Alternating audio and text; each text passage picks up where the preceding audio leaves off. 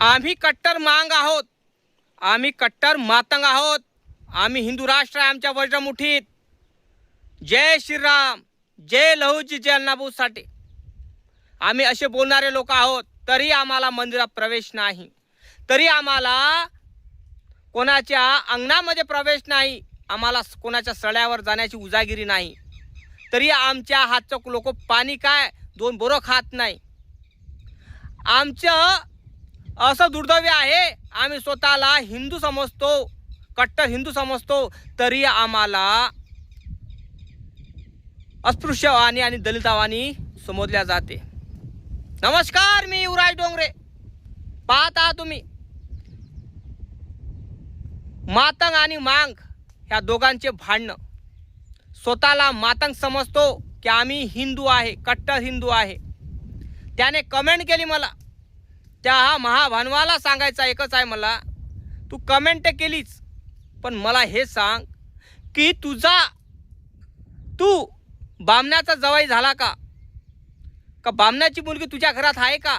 का तुझी मुलगी बामणाच्या घरात आहे का? खरंच स्वतःला हिंदुत्व म्हणतोस, खरंच स्वतःला हिंदू म्हणतोस, कट्टर हिंदू म्हणतं, कट्टर मातंग म्हणतोस, तर मला हे सांग की तुला एखाद्या शुभ ठिकाणी तुम्ही तिथं गेल्यावर तुम्हाला अस्पृश्यवाणी एखाद्या कुत्र्याने का हाकलून दिल्या जाते ते सांगा मला। तुम्हाला लोकांच्या सळावर काय हिनवल्या जाते ते सांगा मला। तुम्ही स्वतःला हिंदू म्हणता ना, त्यासाठी बोलून राहिलो मी। तुम्ही मागासलेले नाही आहे ना, तुम्ही दलित नाही आहे ना, तुम्ही अस्पृश्य नाही आहे, तुम्ही शूद्र नाही ना, स्वतःला हिंदुत्व म्हणता, तुमच्या हातामध्ये वज्र मुठीत तुमच्या हिंदुत्व आहे, तर मग माझं एकच म्हणणं आहे की तुम्हाला मंदिरात प्रवेश का नाही?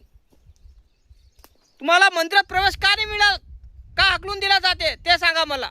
तेव्हा हिंदुत्व कुठं जाते तुमचं? तेव्हा तुमच्या आई बहिणीवर अत्याचार होते, तुमच्या आई बहिणीवर एवढे वाईट लोक सुलट बोलतात, जातीवर बोलतात, तेव्हा हिंदू कुठं जातो? तुमचं हिंदुत्व कुठं जातं हे सांगा मला। अरे ज्या बाबासाहेब आंबेडकरांनी या हिंदू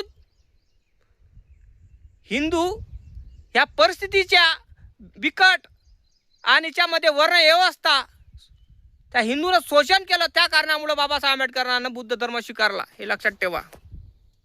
कारण जो पूर्वीचा महार पहिले तो हिंदू होता आणि बाबासाहेब आंबेडकरांनी बौद्ध का धर्म स्वीकारला, हे जाणून घेणं हे गरजेचं आहे।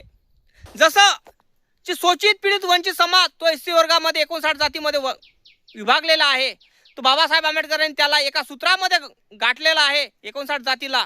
त्याच्यामध्ये सगळे चांभार आहे, ढोर आहे, मातंग आहे, महार आहे, हे सगळे म्हटलं शूद्र आहे। पूर्वीचे शोषित पीडित वंचित समाज आहे तो मागासलेला होता, पण मातंग समाज स्वतःला हिंदू म्हणतो, तर मग त्याने स्वतःचं जे आरक्षण आहे हे आरक्षण न घेता हे अर्पण करून दिलं पाहिजे। कारण आपण ब्राह्मणाची औलादी आहोत, ब्राह्मणाची पोट जाती असेल आपली, तर आपण कधीही स्वतःला हिंदू मानत असाल तर बाबासाहेब आंबेडकरांनी हिंदूंना आरक्षण दिलं नाही। जे शोषित पीडित मागासलेले लोक आहेत, एससी ओबीसी एनटी हे जे मागासलेले लोक आहेत, यांना बाबासाहेब आंबेडकरांनी आरक्षण दिलेलं आहे, कळलं का? आणि आपण स्वतःला म्हणता की आमच्यावर अस्पृश्यतेसारखी आमच्यावर वागणूक झाली नाही, आम्हाला मंदिरात प्रवेश आहे, आम्हाला बामणाला जसं प्रवेश होता, बामणाला जसं वर्चस्व होतं तसं आम्हाला आहे, तर तुम्हाला आरक्षण घेण्याची काही गरज नाही। माझा मुद्दा काय आहे की तुम्ही स्वतःला मातंग कट्टर हिंदू समजता, याच्यावर माझं बोलणं आहे, माझं याच्यावर भाष्य आहे। बाबासाहेब आंबेडकरांनी बौद्ध धर्म का स्वीकारला? कारण त्या हिंदू धर्मामध्ये बाबासाहेब आंबेडकरांनी सांगितलं, ज्या हिंदू धर्मामध्ये माणूस म्हणून जगण्याचा अधिकार दिला नाही, अस्पृश्य म्हणून गणला गेलं। जो हिंदू ज्या आईच्या पोटातून उदरातून तसा जन्माला येतो, तसा हा शूद्र पण जन्माला येत होतो, पण त्याला एका परिस्थितीनं कसं त्याला एक शूद्र गणलं गेलं आणि त्याला बामण गणलं गेलं आणि जातीमध्ये धर्मामध्ये आम्हाला वेधलं आणि आम्हाला अस्पृश्य म्हणून छेडलं, आमच्या आई बहिणीवर अत्याचार केला, आमच्या लेकरावर अत्याचार केला, आम्हाला पाणी पिण्याची उजागिरी नव्हती, शुद्ध होती, मंदिरात जाण्याची परमिशन नव्हती, आम्हाला उठणं बटण्याची परमिशन नव्हती, बोलण्याचा अधिकार नव्हता। मग त्या कारणामुळं बाबासाहेब आंबेडकरांनी बौद्ध धर्म स्वीकारला, पण तरीही तुम्ही म्हणता स्वतःला की आमच्यावर एवढा अत्याचार झालाय, तरी तुम्ही स्वतःला म्हणता की आम्ही कट्टर हिंदू आहे, मातंग आहोत, तर मग तुम्हाला मंदिरात प्रवेश जाण्याची का तुम्हाला रोखल्या का जाते हे मला सांगा. तुम्ही स्वतःला हे म्हणता ना आम्ही मातंग हिंदू आहोत, कट्टर आहोत, तर मग तुम्हाला मंदिरात जाण्याचा प्रवेश का नाकारला तुमचा? तुम्ही मंदिरात जाऊ का शकत नाही?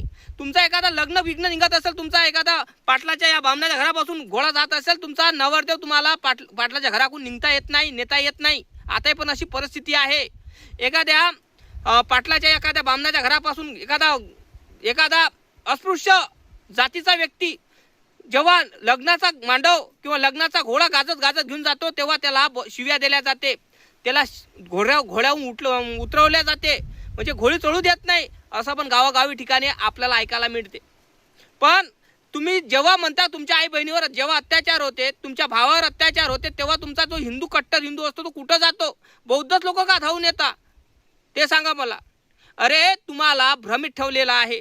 तो तुमचा लवजी सेनाचा तो नाव काय विष्णू कसबे, तो स्वतःला बामणाचा अवलाद समजतो. तो स्वतःला म्हणतो की जेव्हा पाटील आमचा चेहरा पाहायचा तेव्हा त्याचा दिवस साजरा जायचा. मग मलाही सांगा, पाटील जेव्हा दिवस साजरा जायचा म्हणत आहे, तर मग तुम्हाला मंदिरात येण्याची म्हणजे परमिशन का नाही आहे? तुम्हाला इकडे तिकडे बोलण्याचे अधिकार का नाही आहे? तुमचा या रंगमंच नाही आहे, तुमचा स्टेज नाही आहे, तुमचा एक झेंडा नाही आहे, तुमची एक प्रथा नाही आहे, कुठलीच नाही आहे. सगळ्यामध्ये तुम्ही विभागलेले आहात. तुम्ही एका लोकांचे नाही आहे असं वाटून राहिलं मला. कारण माझं मत एकच आहे, ज्या बाबासाहेब आंबेडकरांनी बौद्ध धर्म का स्वीकारला, कारण जे 59 जातीतील जे महार होते त्यांना बाबासाहेब आंबेडकरांनी दीक्षा तर दिली, पण इतर जातीच्या लोकांना पण दीक्षा दिली. बाबासाहेब आंबेडकर लवकरात लवकर देवापाशी गेले म्हणून त्यांचा स्वर्गात झाला म्हणून तर पुरा भारत हा बौद्धमय झाला असता. त्यांचं स्वप्न होतं पुरा भारत बौद्धमय करण्याचं. पण 6 डिसेंबर 1956 साली हा दिवस एक काळ रात्र ठरली, एक वैराची रात्र ठरली आणि बाबासाहेबाला जावं लागलं. पण माझं मत एकच आहे की तुम्हाला खरं स्वतःचं करिअर चांगलं करायचं असेल तर बुद्धाशिवाय पर्याय नाही. कारण हे जातीवादी भडवे लोक आपल्या याच्यात आगा लावत आहे, हे तुम्हाला समजून राहिलं नाही. तुम्ही स्वतःला कट्टर मातंग समजता, कट्टर हिंदुत्व समजता. तर माझं एकच म्हणणं आहे, तुम्ही स्वतः हिंदू म्हणता स्वतःला, तर तुमच्या आई बहिणीवर अत्याचार का होते ते धावून का येत नाही? तुमचे लोक जास्त करून वाईट प्रसंगामध्ये, गुन्हेगारीमध्ये, पोलीस स्टेशनमध्ये, इतर वाईट ठिकाणी तुम्हाला जास्त करून का दिसते? कारण तुम्हाला तिथं फक्त एक वाईट कृत्य करण्यासाठी ठेवलेलं आहे. कळलं काय?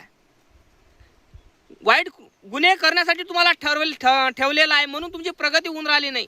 तुमचे लेकरं शिक्षण क्षेत्रामध्ये कमी जातात. का जातात? कारण वाईट क्षेत्रामध्ये का वळतात? कारण तिची वागणूक, जे लोकांची जे शिकवण आहे, तुम्हाला RSS लोकांची, ह्या जे सवर्ण लोकांची शिकवण आहे, हे शिकवणची तुम्ही शिकवण घेऊन राहिलेले आहेत.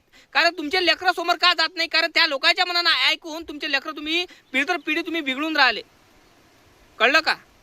ह्या कारणामुळे मी तुम्हाला एकच सांगतो की तुम्ही खरंच हिंदुत्व असाल तर तुमच्या आई बहिणीवर अत्याचार का होते? आणि आई बहिणीवर अत्याचार झाला तर कुठला हिंदू धावून का येत नाही हे मला सांगा.